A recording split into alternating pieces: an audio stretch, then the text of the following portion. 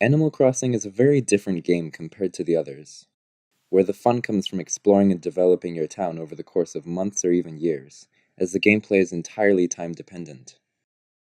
Of course, to keep players invested, the game introduces unique events every day, if only because the excitement and curiosity is enough to bring players back. Sometimes these events are guaranteed, such as the Money Rock or Gem Rock, and sometimes they are more uncommon, such as the Reset Center opening up, or Gulliver washing ashore. Occasionally there are even larger scale events like the holidays and tournaments, which are planned in advance. Though as the months pass and you see repeats of these events, the excitement of finding them is greatly diminished. So today I'm going to be looking into creating more interesting events by expanding upon previously established and somewhat simple game mechanics. So with that said, how about I share some ideas? Starting with the wilted flower. When any flower wilts, there's a small chance that it will turn into a much rarer flower, which can be sold or gifted for great rewards. If you fail to remove the flower, nearby flowers will start to wilt as well, ruining your garden, or potentially creating more rare flowers. This event further develops the gameplay dynamic of gardening by making use of what the players learned in regards to planning and planting. There's a natural sense of strategy in deciding how much you want to risk your garden for some rare flowers, and planning for the spread to ensure it doesn't get out of hand. The presence of this event even forces you to decide whether or not to keep the beautiful town ordinance. How about another one, the message in the bottle? These bottles appear once a week on a random day in the deep water, where you need a wetsuit to explore. When you find one, it's stored in your mail inventory, and unsurprisingly holds a message. The message will always come from a random villager that doesn't already live in your town. The villager will ask a response back alongside a token of your town culture.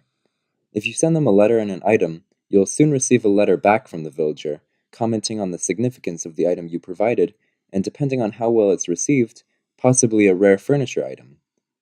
Although this event is quite unique in that it's one of the few that requires the player to explore the deep water, the true depth of this event is realized in the thought that you have to put into communication. As you know who the villager is, you have to send an item that you think they'll appreciate most based on the personality they displayed in their initial message. The next event is the overgrown tree.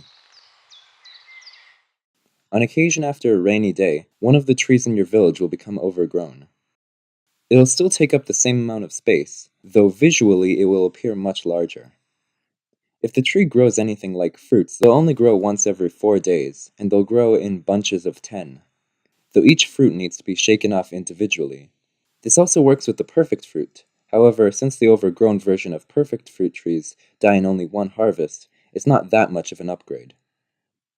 These trees are also more likely to attract large and valuable bugs, so they're also helpful in that sense. The value of this event is that it encourages the player to diversify their source of fruit and maximize the benefits of fruit production. Though they also have to balance which trees are large and which trees aren't in a way that suits their playstyle. For example, large trees provide less fruit per day, though you only need to harvest them once every 4 days, and they take up less space.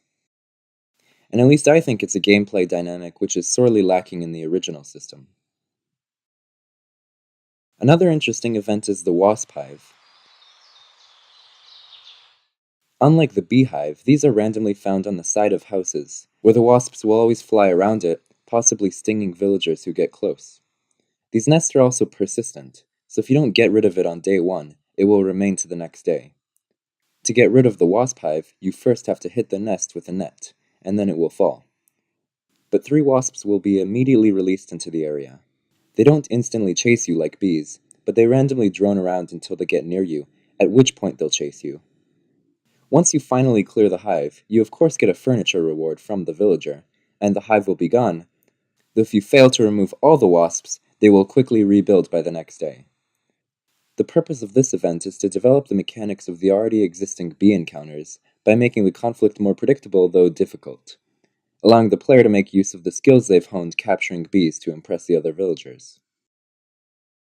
Overall, with all the unique ideas Animal Crossing brings to the table, I think some of these concepts could help make a newer game more interesting and also refreshing as you face unique problems and events that are more engaging. So with that said, Thank you all for watching, and maybe someday these ideas might come true.